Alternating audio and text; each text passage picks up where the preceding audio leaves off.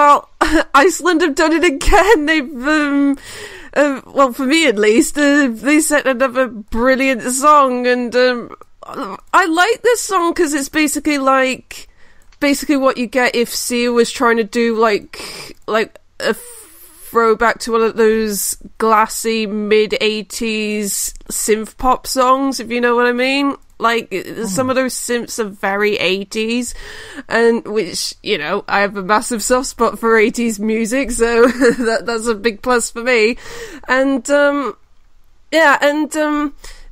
they seem to have a bit of ambition, because, like, a couple of weeks ago, Svala did Facebook live chat or something like that, where like she was doing like a live Q&A and stuff like that, and they asked her about the staging, because, you know, lots of people, well, not lots of people, plenty of people have like been criticising how the staging looked in the national final. She said something like, well, they had an idea for the staging, but like the production, the technical prowess that Ruth had, that couldn't fully accommodate it. So that sounds like that in Kiev we're gonna get like a bigger, more high-tech show, which like I'm looking forward to seeing how that's gonna turn out.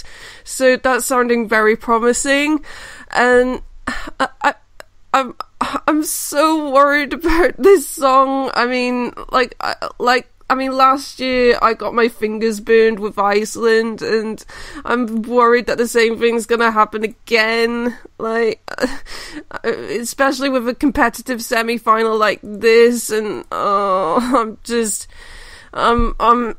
as much as I really like this song, I'm just like, I'm fearing the worst, really, and I hope I'm proved wrong. Just, that's enough for me. Who's next? So the semi-finals are getting tougher as the years go by, aren't they? Yeah. I guess the trick is try not to take it too personally, because we had our disaster last year, of course. Yeah. So hopefully this year we'll be a bit more prepared for everything to go wrong. Oh no. And maybe we'll be pleasantly surprised. But anyway, Iceland, I really like the fact that they've gone down a quite electro-pop, chilled route this year. Mm-hmm. It's one of those songs that I don't automatically list in my favourites, but whenever I hear it, I always really like and really enjoy. I've got my fingers crossed for them. I think they really deserve to qualify last year, and they deserve to go through this year too. Yeah.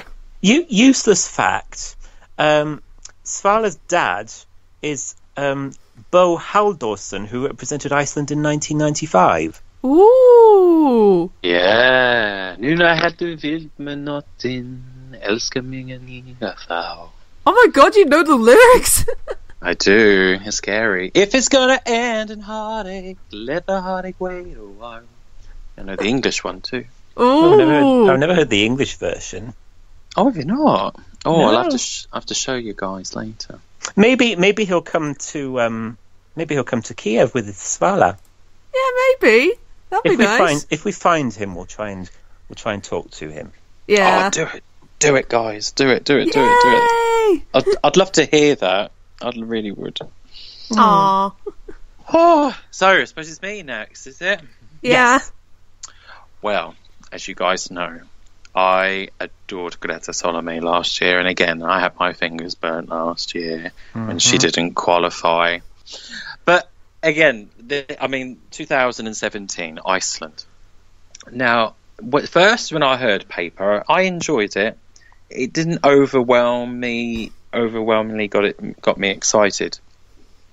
But it really has grown on me to the point where it's in my top 5 now of the whole year. Ooh. Yes. Yeah, it really has. And you guys know, Iceland is my favourite Eurovision country ever, and forever will be. Amen. but I love Svala as an artist. I've been listening to her songs ever since I've been a Eurovision fan. So it's from the early 2000s.